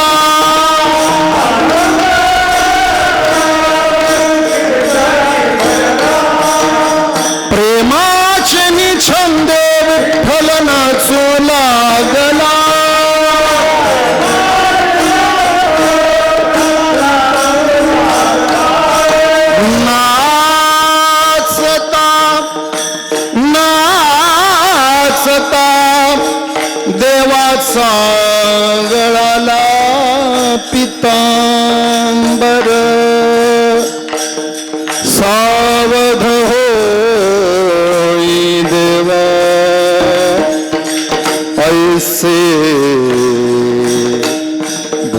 बोले कधी देवा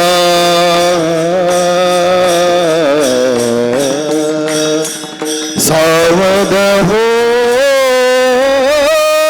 देवा देवा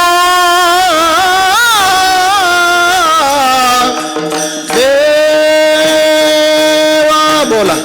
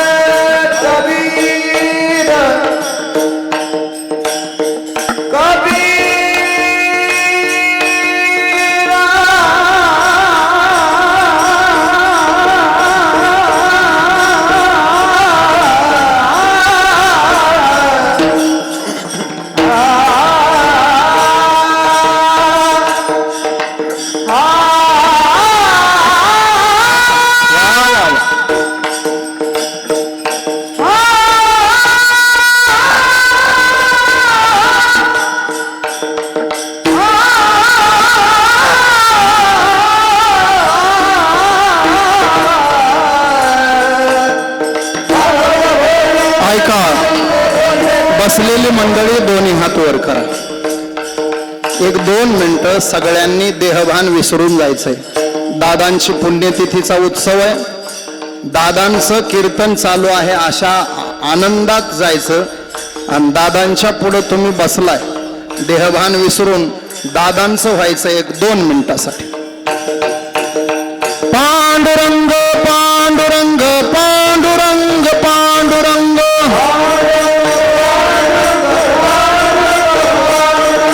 विठ्ठल दादा विठ्ठल दादा विठ्ठल दादा विठ्ठल दादा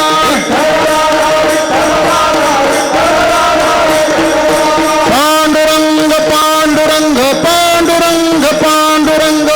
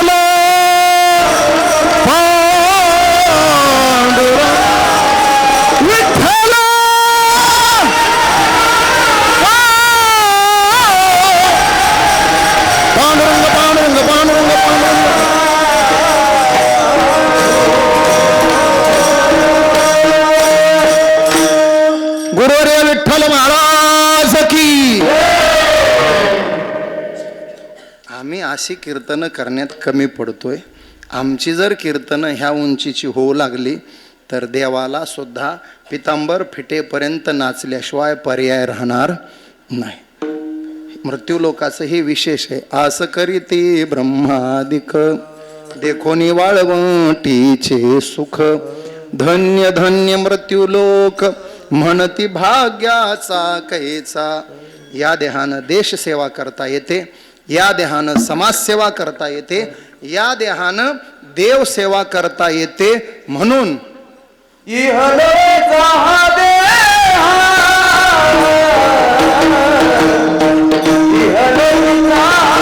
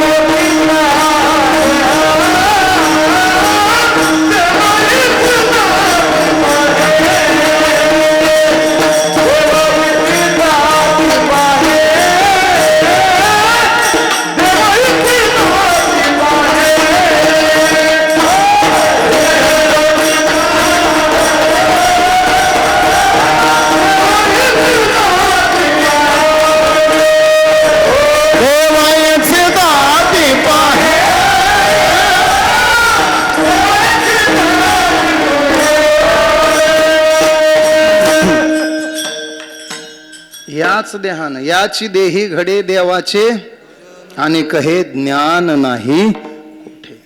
आता त्याच्यात नेहमी तुम्ही ऐकता, काही लोकांना मिळाला कळाला नाही, काही लोकांना कळाला मिळाला नाही, आणि काही लोकांना कळालाही नाही मिळालाही नाही, काही लोकांना कळालाही मिळालाही. दादांना मिळाला आणि दादांना कळाला. त्यांना एकट्याला कळाला नाही, त्यांच्या संपर्कात जेवढे आले त्यांना सुद्धा त्यांनी कळवलं. आपण जेवणी जेववी लोका, सेवितो हा रस वाटितो आणि काला वाटू एक. लाखो लोकांच्या जीवनामध्ये दीपस्तंभासारखं काम दादांच्या हातून झालं. गावोगाव दादांची मंदिरं झाली, गावोगाव दादांचा शिष्य परिवार झाला, भक्त परिवार झाला, गावोगाव दादांची पूजा आरती झाली. पार कर्नाटकामध्ये, तेलंगणामध्ये, आंध्रामध्ये, हैदराबाद पर्यंत दादांचा भक्त परिवार आहे. आणि पुढच्या वर्षी तो सगळा गोळा होणार आहे. मागं भव्य सभामंडप आत्ताच नुकताच झाला आहे. मग अशी महाराजांची आमची सुंदर चर्चा झाली की इथंच तपपूर्तीचा मोठा सोहळा आहे. इथं एवढ्यात 11व्या वर्षीच समाज, 4थ्या दिवशी सगळं फुल आहे. समाज बसायचा कसा? कीर्तन तर इथंच होणार दादांच्या पुढं. मग नियोजन काय? मागं एक स्क्रीन लावल्या जाणार आहे, तिथं स्क्रीन लावून तिथं 500 लोक बसतील अशी व्यवस्था. त्या सभा मंडपावर वर मंडप टाकून तिथं 2 स्क्रीन लावल्या जातील, म्हणजे तिथं 1500 लोक बसायची व्यवस्था. आणि बाहेर एक मोठा स्क्रीन लावल्या जाईल, बाहेर 1500 लोक बसायची व्यवस्था. आणि इथं तर लाईव्ह महाराज तुम्हाला दिसणार आहेत. असं भव्य नियोजन. अन्नदान सकाळपासून संध्याकाळपर्यंत भरगच्च मुक्तद्वार अन्नदान होणार आहे. आणि महाराष्ट्रातले अतिशय नामवंत थोर ज्यांच्यासाठी लाखो लोक गोळा होतात, असे एक एक वक्ते. मगाशीच गुरुवर्य चंद्रशेखर महाराजांशी बोलणं झालं, देगलूरकर महाराजांशी. महाराज एक दिवस नक्की हो म्हणालेत. आल्याबरोबर आम्ही फोन केला. अशी सगळी थोर मंडळी आपल्याला दादांचा आशीर्वाद घ्यायला आणि समाजाला ज्ञानदान द्यायला पुढच्या वर्षी येणार आहेत. आपण बहुसंख्येनं उपस्थित राहून कार्यक्रम जेवढा मोठा करता येईल तेवढा मोठा करायचा. पुढच्या वर्षी माझं काही कीर्तन होणार नाही. मी 4-5 वर्ष झालं सलग आहे. पुढच्या वर्षी थोर संत मंडळी, महात्मे मंडळी, अधिकारी मंडळी आणून आपल्याला त्यांची सेवा करायची आहे. प्रामाणिकपणे सांगा तुम्हाला मी इथं किती दिवस राहा वाटतो पुढच्या वर्षी? 8 दिवस. महाराजाला तसं सांगा. 8 दिवस राहा वाटतो, राहू. काय करू, मी कीर्तनच घेत नाही. थांबतो इथं 8 दिवस थांबतो, जेणेकरून कीर्तनकारांचं महाराजांच्या पाठीमागे व्याप फार असतो. कोणतरी एक लहान भाऊ त्यांना पाहिजे हे मागं सांभाळायला. तर मी आवर्जून वेळात वेळ काढायचं ठरवलेलं आहे. आपण सर्वांनी या भव्य सोहळा पुढच्या वर्षी साजरा करायचा आहे. ही भूमी पवित्र आहे. महाराज दादांनी इथं आले, हे संस्थान उभं केलं आणि आज दादांच्या समाधी मंदिरामध्ये हा सोहळा, पुढचा सोहळा होतोय. आणि दादांच्या हातावर हात मारून आणि पावलावर पाऊल ठेवून महंत भास्कर महाराज तितक्याच ताकदीनं हा वसा आणि वारसा सांभाळतायत. याचा आम्हाला मनस्वी मनापासून आनंद आहे. तेव्हा महाराजांच्या मार्गदर्शनामध्ये ही आपली भव्य वाटचाल तपपूर्तीकडे आली आहे. आपला हा परिसर पावन आहे. महाराज इथं महाराजांचं समाधी मंदिर आहे, बाजूला डोंगर शेळकीला प्रातस्मरणीय तात्यांचं, धोंडू तात्यांचं समाधी मंदिर आहे. ही सगळी मंडळी महात्म्यांच्या कृपाछत्राखाली वाढलेली मंडळी आहे. तेव्हा पुढच्या वर्षीचा सोहळा आपण दणक्यात साजरा करूयात. आपण सगळ्यांसह मी तुम्हालाच 5 रुपये टाकायला सांगितले तर असं नाही. तुम्ही 5-5 टाका, मी 10-10 टाकतो. त्यामुळं पुढचा सोहळा ही सगळी गुणवान मंडळी तर आहेच. महाराष्ट्रातील थोर कीर्तनकारांच्या उपस्थितीत सोहळा साजरा करायचा. फक्त तुम्ही वाढायला कमी पडायचं नाही, कारण फार मोठं नियोजन राहणार जेवणाचं. सेवा करायला कमी पडायचं नाही. मग सतरंजी आथरण्यापासून पात्र उचलण्यापर्यंत असेल. ही सगळी नुसतं पैसे देऊन मोकळं होऊन चालणार नाही. तर मनुष्यबळ आपल्याला उपयोगाला, आपला घरचं कार्य असं समजून दादांसाठी सगळ्यांनी उभा राहायचं. वाढणारांची, पत्रावळ्या उचलणारांची, ह्या सतरंजा टाकणारांची, झाडलोट करणारांची कुठंच कमतरता आणि उणीव भासली नाही पाहिजे. इथं यायचं, ते सेवा करायला सगळ्यांनी यायचं आणि तो सोहळा साजरा करायचा. महाराजांनी मला सांगितलं होतं 10 मिनटं वाढले तर वाढू द्या. आज एकतर सणाचा दिवस आहे, सगळे छानपैकी जेवून आलेत, त्यामुळं काही आनंदच होता. म्हणून 11च्या पुढंच मी बोलतोय. चाल अजून व्हायची, चाल झाल्याशिवाय कोणी उठायचं नाही. महाराजांची आज्ञा होती म्हणून 5 मिनटं जास्त घेतले, नाही तर मी 9:45ला तर चाल देत असतो. पण तरी शेवटची चाल व्यवस्थित होणार आहे. आरती वगैरे होऊन कार्यक्रम संपेल. पुढच्या वर्षी सगळ्यांनी मनाभावातून सहकार्य करून उपस्थित राहायचे आणि राहणार आहात असा तुमच्याप्रती विश्वास ठेवून आजची कीर्तन सेवा संपवतो. वंदनीय प्रातस्मरणीय गुरुवर्य विठ्ठल महाराज अर्थात दादांच्या चरणी साष्टांग दंडवत. महंत भास्कर महाराज यांना कोटी धन्यवाद. उपस्थित सर्व गुणीजन मंडळीला मनापासून धन्यवाद. सर्व श्रोते, माता भगिनी, तरुण बांधव, ज्येष्ठ मंडळी सर्वांच्या प्रती अंतकरणातून आदराची भावना ठेवून कीर्तन सेवेला विराम.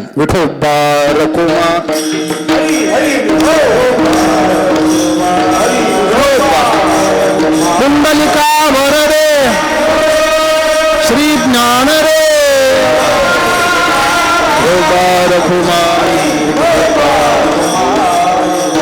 ज्ञानेश्वर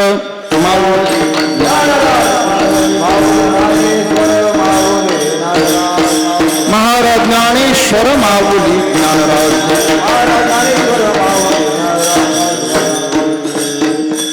तुका म्हणे पावटणी करू स्वर्गाची निशाणी, धन्याम्ही जन्मालो दास विठोबाचे झालो.